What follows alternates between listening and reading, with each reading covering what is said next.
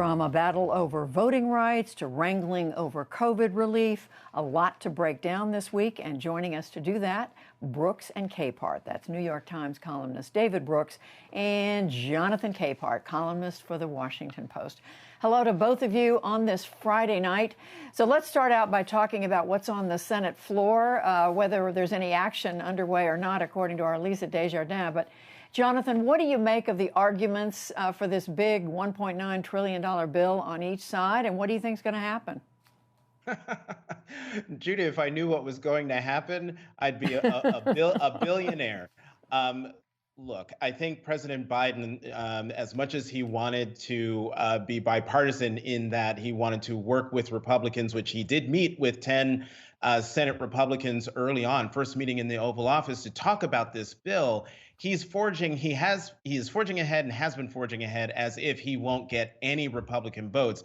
And that is indeed the case. There's a solid wall of opposition to the $1.9 trillion COVID relief bill. However, that's the least of his problems. The big problem he has, and I think Lisa pointed this out in her report earlier, is that there's rift within the Democratic caucus, namely West Virginia Senator Joe Manchin, who earlier today, apparently there was a deal struck $300 a month through September for the unemployed. And then Senator Manchin came in and said, you know what, I kind of like a Republican proposal, which is $300 a month through mid-July, maybe to August. And that's thrown everything in disarray. Last I read, last I saw. So the short answer to your question, Judy, is I don't know where things are going to go, but we do know that Senate Majority Leader Chuck Schumer wants this done, and so does the White House, by March 14th, which is when the unemployment benefits run out, they expire. So surely, David, you know what's going to happen. And either way, what do you make of these arguments? Yeah, I know exactly what's going to happen. You know, you talked to Janet Yellen earlier about inequality. And to me, the best thing the country could do to reduce inequality is to have a white-hot labor market. And when you take a strong economy and put a $1.9 trillion benefit on top of that, you get a white-hot economy. So I think I'm pretty conservative on fiscal matters, but not at this moment. I think this is the time to go big and to go fast. So I think the Democrats are on the right course. I think some of the reforms the moderates like Manchin have brought in seem very sensible to me. Not ending in July. You do not want to have benefits run out in the middle of the summer when Congress is likely to not be in session. So I thought the change to extend it to September and October when they could renew if necessary seemed to me a smart one. So I don't understand what Senator Manchin is thinking on that front. Well, while we're talking about COVID, and not this relief bill, but something else this week, several governors announced, Jonathan, that they are lifting their mask mandates. And President Biden, when asked about that, said it sounded to him like Neanderthal thinking. He's gotten a lot of blowback since then. Smart thing to say. What do you think, Jonathan? Well, Judy, I'm going to leave aside the president's comments. A lot of people are upset that he used the word Neanderthal. One person emailed me and said that it was a pejorative, and I get where they're coming from. But we've got bigger issues to worry about here, and don't want to hear any noise from the far right or from conservatives complaining about the president's language when after 4 years they completely ignored or pretended not to hear, see, or read any of the tweets from the previous president. What we're dealing with here is a pandemic where, at least here in the United States, we were within reach of getting it under control. Hospitalizations, infections, deaths were on the downslope. And we have seen over the last few days, at least, that the levels of infections have stopped going down. You take on top of that, Texas and Mississippi deciding that they're just going to give up. No more masks, open up completely. I think what a lot of scientists are looking at is the possibility of an upswing in reinfections right when we were on the path, and it looked like we were on a very good path to having a summer, late summer, certainly fall, where we could be back to what we used to think of as normal. I wish that the governor of Texas and the governor of Mississippi would spend more time thinking and looking at the science and what the science says should be done, which would then make it possible for those states to open up safely, more quickly than they're going to now. And by doing all of that, you get people back to work, you get economies moving again, and you get back to normal. David, thoughts on all this? You know, I took one of those 23andMe genetic tests a couple of years ago, and they told me I have above average Neanderthal blood. And so I was insulted by the comment. You know, I think I understand opening up because there's an economics trade-off of how closed. I do not understand getting rid of masks. There's no cost to wearing a mask. And I think what bothers me is the mask issue has become not a scientific issue, not a public policy issue, just a symbolic issue. And we seem to take every practical issue and turn it into a culture war issue. And so people make hay out of pro-mask and anti-mask. And the anti-maskers are not doing anything in a public policy terms. They're just trying to send a signal to people who feel we're in the big middle of a culture war, and they're on their side. And that seems to me sad and irresponsible. Well, just a couple of minutes left, but David, and I'm going to start with you on this. Voting rights, number of states that have Republican-controlled legislatures moving to cut back voting access, while you have the Democrats in the Congress moving to do just the opposite to make voting easier. What do you make of all this? What do you think's at stake here? You know, I saw a chart today of black and white voter registration over the past 150 years. And in 1870, African-American voter registration was way up here. It was very high, higher than whites. And then you had the poll tax, all these Jim Crow type laws, and it collapses.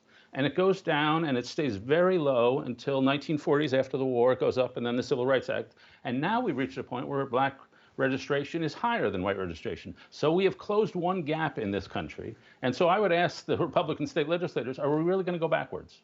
Are we going to go backwards to a time when there's a gap in political power between African Americans and white people? And it just seems atrocious to me that we would even think about that.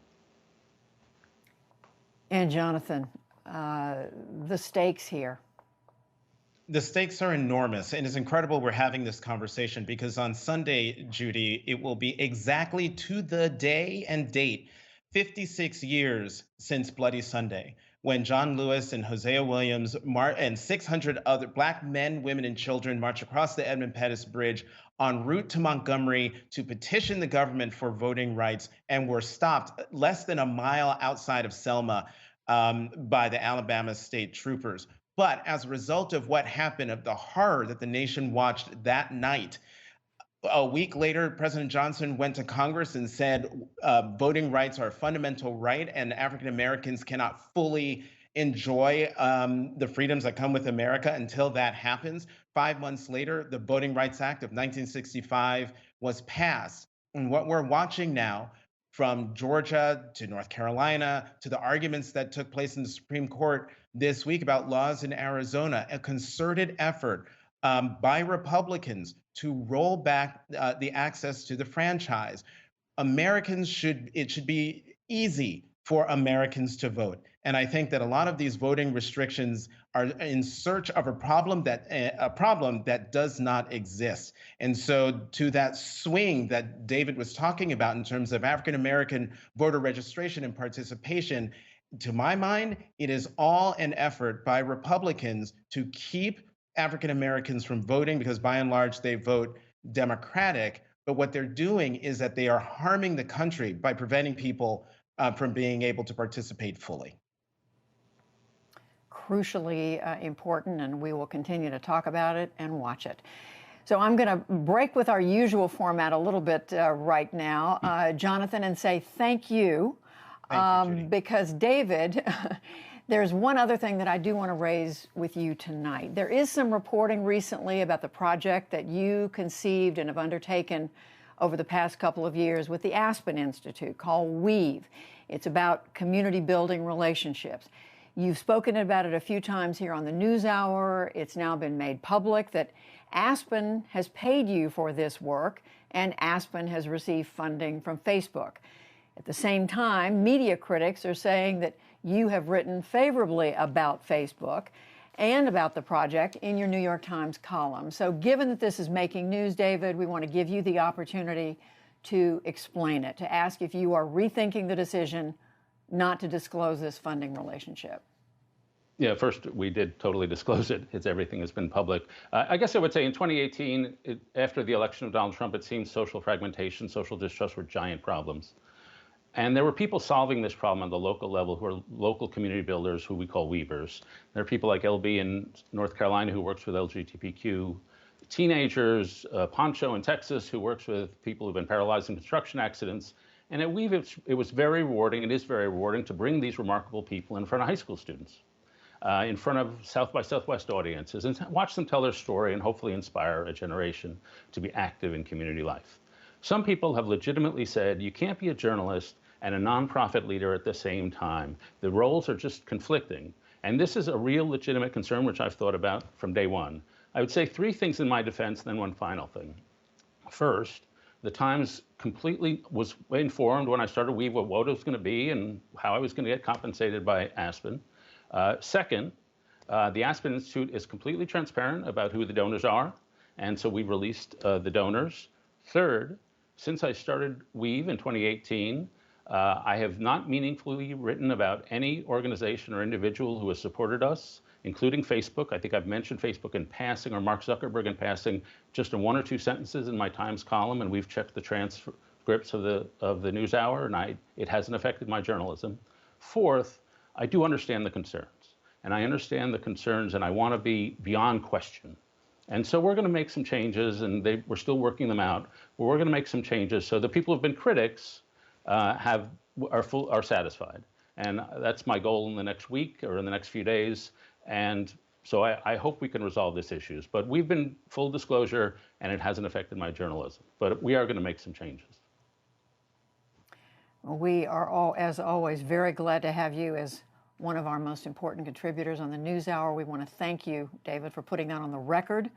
And I just want to say on behalf of the NewsHour that Facebook has been a funder of our projects in the past, and as we always have, we'll continue our policy of disclosing when we receive funding from them or any organizations that we cover. But David, thank you again.